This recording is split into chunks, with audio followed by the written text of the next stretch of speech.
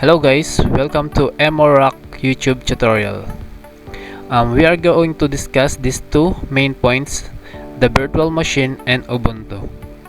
Take note guys, make sure to use the latest version of the virtual machine and Ubuntu. So, ano pang initin natin? Tara na! Install tayo ng virtual machine, kailangan natin ng VirtualBox. Then, installer itong i-download natin. Yan, click nyo lang itong download. Tapos, window host.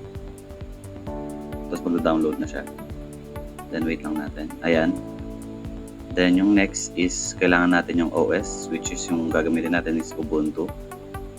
Ayan. Click lang natin yung download. Yung 24.04 LTS.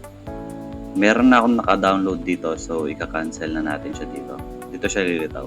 Ayan. Dinownload ko na kasi medyo malaki yung file, medyo matagal. So, cancel na natin to. Sa pag-install naman ng VirtualBox, pindutin lang natin tong next. Next. Yes.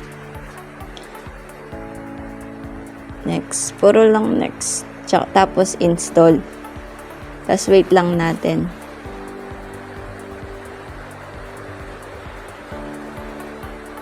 Ayun. Tapos finish. Ayan. Dito mag-create tayo ng device, virtual machine natin. Click lang natin tong new.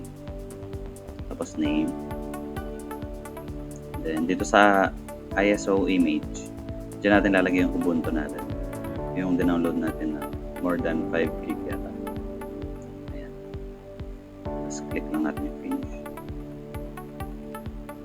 Automatic na din siya magsisetup ng 64-bit. Tapos wait lang natin. Press lang natin yung enter dito pag nakita natin yung install Ubuntu. Ayan, wait lang natin.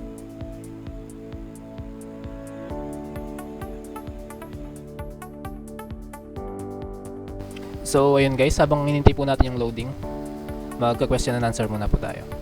Ang unang question po ay, what is the Ubuntu system?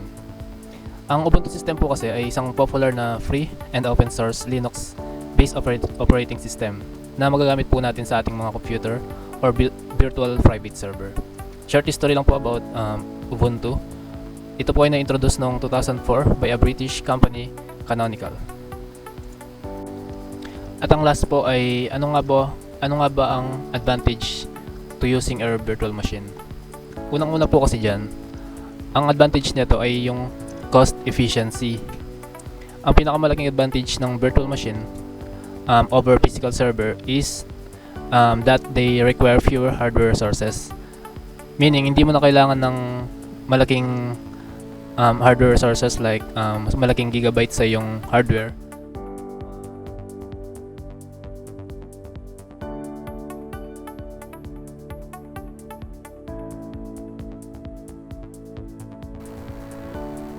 So, ayan. Tapos na siya ma-download.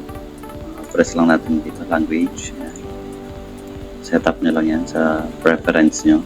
Location. Just name. Setup lang natin yung account natin para sa virtual machine natin.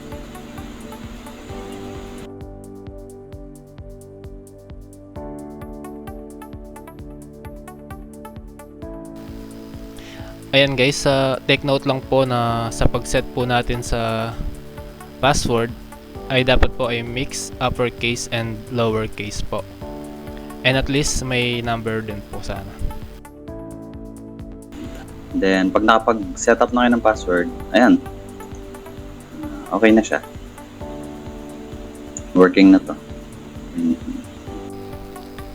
So ayun guys, dito na po nagtatapos ang tutorial na to, and I hope na may natutunan po kayo sa aming video na to.